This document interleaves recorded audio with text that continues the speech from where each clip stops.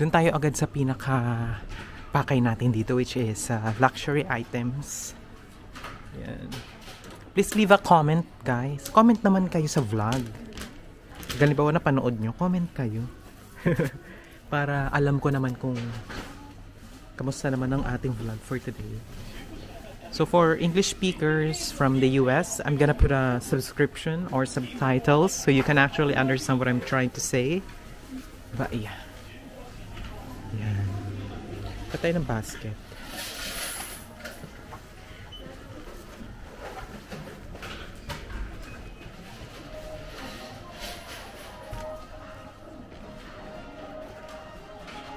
Ayan, may mga nakabungad na agad na mga luxury items. Yan talaga ang pakay natin. Ayan. Mga yan. Mamaya malalaman natin yung mga presyo ng mga yan para ikumpara nyo sa mga previous book off ko. By the way, sa nag-comment kung ano ba yung pinakamagandang book off na napuntahan ko dito sa Japan. For me, it's Book of Super Bazaar in Tama, Nagayama. That's my favorite and personal book off. I like that book off because it's very cheap there, though it's a little bit struggle traveling there. But yeah, I like it there. Sa mga book off, nag-offer din siya ng mga iba-ibang items na pwede nyo magamit. Diba, kung nasa Philippines kayo, meron din sila mga pambata, mga damit, shorts, pantalon. So as of now kasi, it's winter season, so nakikita nyo, puro mga jacket dito. Yan.